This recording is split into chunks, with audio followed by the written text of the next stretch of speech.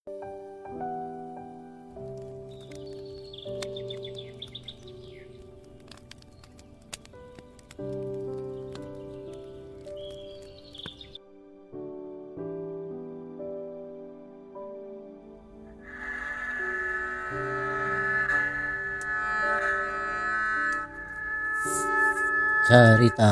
Pondok Kenging Budi Rahayu Tamsyah. Judul Uing mah nenggel si jago. Naon atuh dosa ibu teh? Bager cekuring masuk seri kakuring teu cara papi, teu cara lancek, teu cara si emang, teu cara si iti, teu cara batur. Kakuring teh sok nyeungseurikeun, ibu mah sok ngusapan kana sirah, sok mepende tara sentak sengor. Teu cara papi. Tapi nah ibu beti bawa dibungkus kain bodas dikubur. Nya dikubur.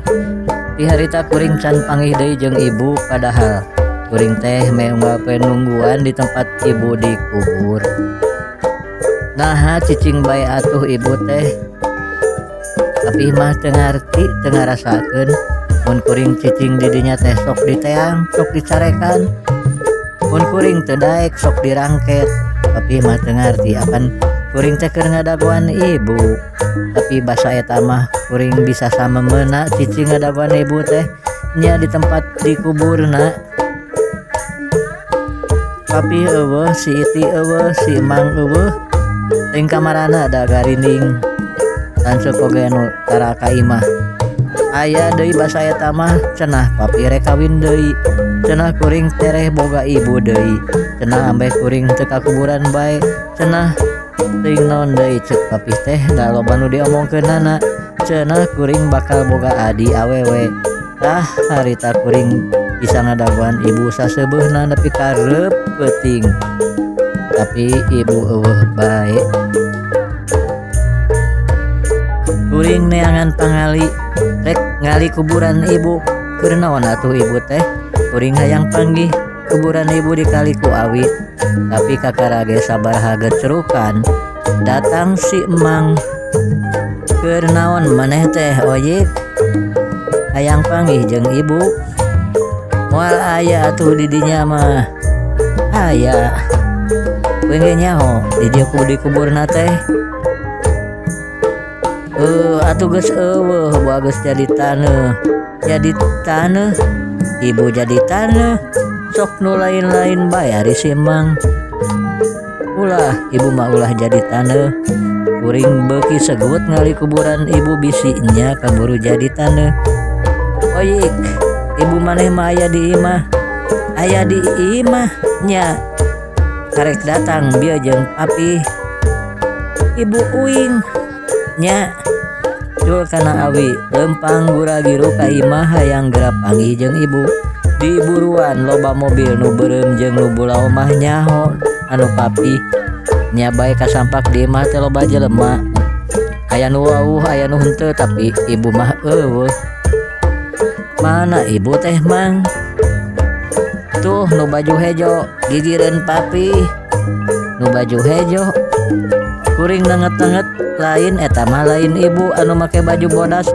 Kensaeun papi dulur maneh eta mah. Dulur kuring, dulur ti mandi asa karak panggih. Kuring terus nelek-nelek keur kitu papi ningalieun ka kuring nangtung tuluy nyampeurkeun. Di mana bae maneh teh oyik? Papi nanya bari molotot kuring teu nemalan. Di kuburan Kang. Si emang nu nemalan teh kependak nuju ngali kuburan acek juag. Ngali kuburan nya oyik nanahaonan atuh ari sia teh. Indung sia mah geus eueuh dikiana deuleu. Tuh itu indung sia nu ayeuna mah. Cing atuh oyik sia teh ulah dicacapekeun teuing hirup teh. Mandi ka ditu geus era aing mah pajar teu kaurus. Apih nyeuneu. Ya urang kacai oyik. Si emang nyagal pepeteuyan ku kuring dikepeskeun. Ewa ka si emang teh sok bebeja ka papi.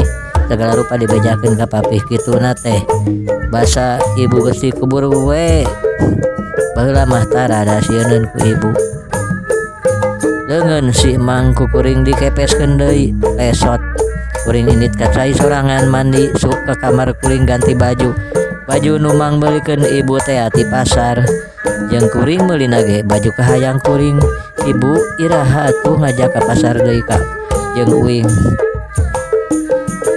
keur kitu torojol papih nu make baju hejo jeung nu make baju bodas oyik geus ayeuna mah maneh teh ulah inget bae ka ibu nu geus eueuh ulah ka kuburan bae nya maneh teh ayeuna mah geus boga deui indung tah ieu ka dieu tah maneh kudu nyebut ibu ari ieu adi maneh Ita cek papih kuring nanget-nanget jadi eta nya ibu kuring nu ayeuna teh tapi geuning teu seuri kalah melong eta deui adi kuring teh di tengah-tengah manehna seuri bet siga ibu seurina teh nya ibu nu dikubur teh kuring ge hayang seuri deui ngan sieun ku papih keun ke deui mah mun manehna seuri kuring ge arek seuri deui tuh itu kamar Mang Anang tuh nu deket kamar mandi kamarna si Iti tapi nuduh-nuduhkeun tempatan nu aya di imah lega atuh da imah teh ari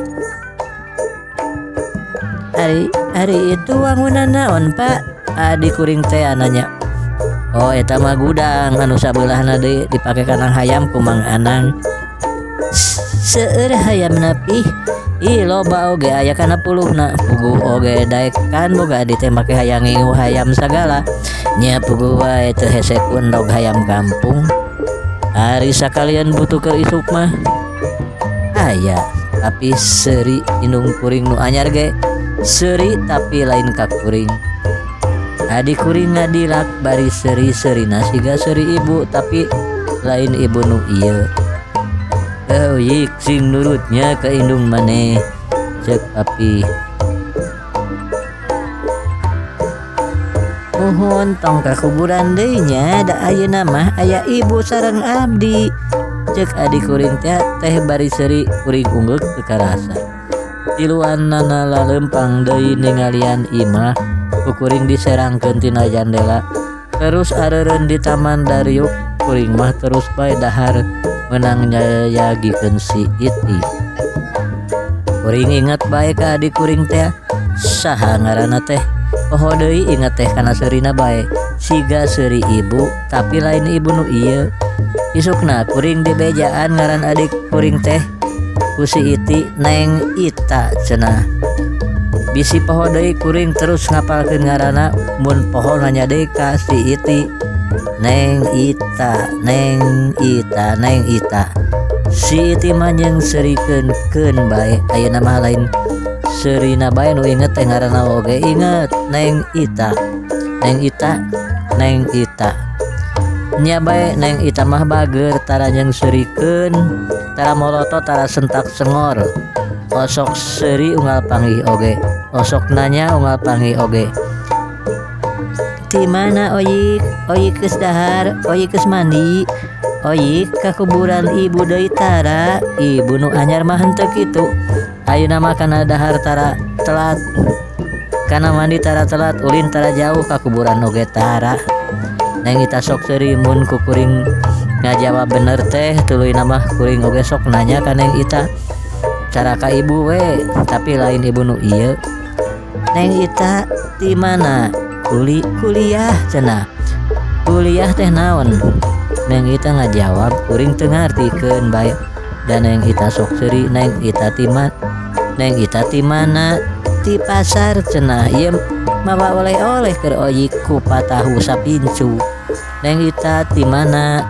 ti toko cenah geus balanja ieu bawa sapatu keur oyik kuring oge mantuan mang mawakeun balanjaanana tina mobil da loba ayeuna mah kuring tara tinggal sapatu ka mana-mana oge ari sare mah ulah make sapatu cenah ayeuna mah tara dibawa sare sapatu teh ayeuna mah kuring resep di imah resep mun aya Neng Ita bager tuh nurut kana omonganana datara molototan datara sentak sengor da sok seuri siga ibu seurina teh teu cara lanceuk kuring sok popolotot sok nyarekan cara papi siga papi rupana oge carang ka dieu ayeuna mah ari ka dieu sok jeung awewe ceuk Siti mah pamajikanana sok mawa budakna sok resepeun mun ulin jeung kuring teh kuring ge resep kan sok dicaram ku lanceuk kuring keun bae ketang da aya Neng Ita ayeuna mah hiji poe Neng Ita datang jeung lalaki. Neng Ita ti mana? Kuliah. Eta saha? Ada aja nanya. Saha Oik. Oh Oik tateh. Neng Ita unggek si ada aja seuri. Kuring bebeja ka si Iti. Neng Ita tas kuliah balikna jeung ada aja. Si Iti yang serikeun lain ada aja ngaranna teh Cepdase kabogohna cenah. Neng Ita ari kabogoh teh galak henteu tara popolotot tara nyarekan tara kuring atoh nah lamun galak kuing rek diteunggel. Neng Ita seuri kuring atoh Oyik teu boga kabogoh henteu neangan atuh da Oyik geus dewasa ceuk tapi mah geus 24 tahun henteu keun ke dipangneangankeun ku Itanya nu cara ibu nu cara Neng Ita nya nu kumaha we nu bager ka Oyik kuring teu ngarti dan nu bager mah ibu jeung Neng Ita. Cepdase datang deui pada magrib ayeuna mah tapi eueuh ceuk si Iti mah kaondangan teuing di hotel nanahaon. Si Imang mah ti kamari ge teuing ka mana Cepdase jeung Neng Ita ngobrol duaan di teras. Eces tina jendela kamar kuring mah si Iti lalajot TV. Cepdase jeung Neng Ita pagegeye ngobrol supaseuri uplek. Cepdase jeung Neng Ita turun ka taman meureun rek ngala kembang geuning terus kawetan apan di lebah dinya mah eueuh lampuan meureun ngala kembang campaka geuning teu datang deui. Penasaran kuring ngateup ka taman hayang nganyahoankeun Cepdase jeung Neng Ita bisi kumaonam geuning eueuh kadenge aya nu ngorosak ditelek-telek nya wae Cepdase jeung Neng Ita keur naon galoler dina jukut.